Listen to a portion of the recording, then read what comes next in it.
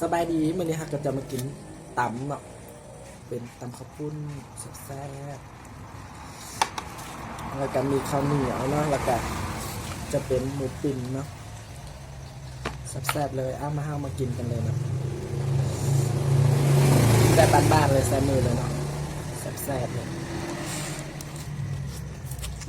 จ้าดอกผม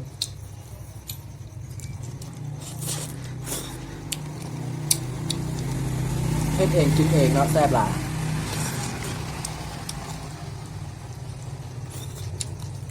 จกข้าวสักน้อยหนึงได้ยากก็มากินน้ำกันเด้อให้ใครๆกินชิ้นหมูเนาะแซ่บๆเลยให้คำใหญ่ๆก่อนแซ่บอยู่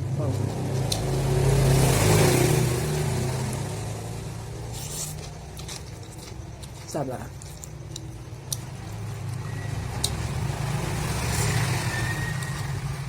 ข้าว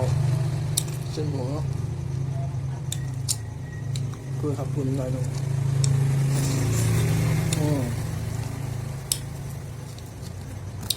นี่จะเป็นผักอีหุ่มอ่ะครับ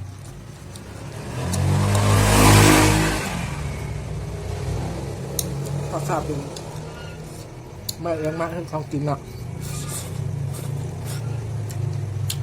เพื่อนกินเอง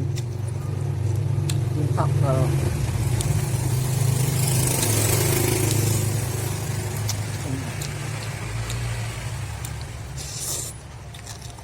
จะหรือกินผู้เดียวมีน้องสาวไปแคมป์เขา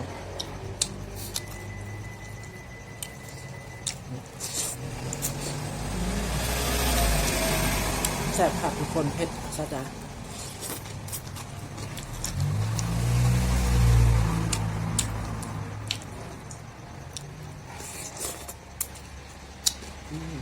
แซ่บ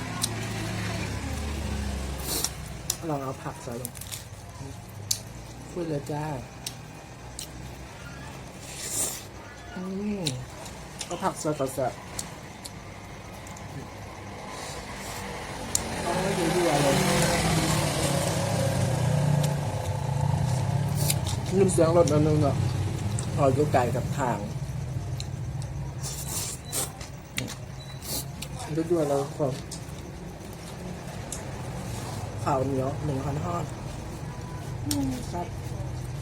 แล้วก็ปิ้งหมูแซ่บ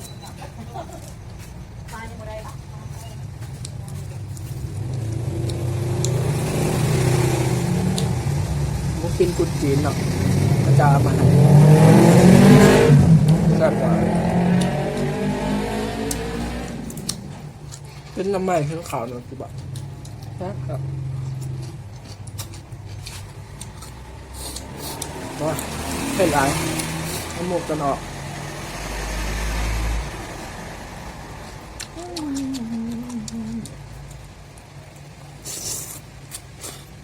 แซ่บ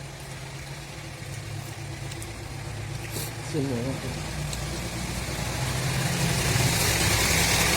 เอาไปแล้วนึง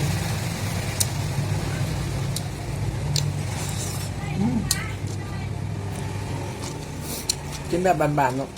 มุถาใส่บวงใส่ยางเนาะสบายแซ่บหลายใส่มือกินก็เพื่อตำแซ่บหมูกระสับ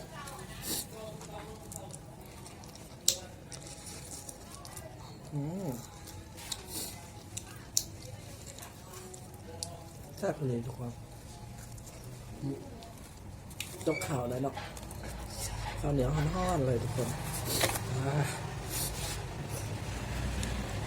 จามคุยเลยเผ็ดมาก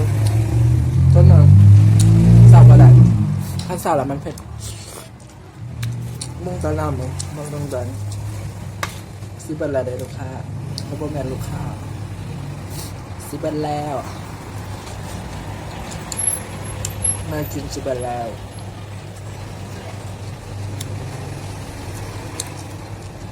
ผู้ได้ยากกับสมานเม่นได้เด้อหรือว่าเอาไปเห็ดกินเองกันนะ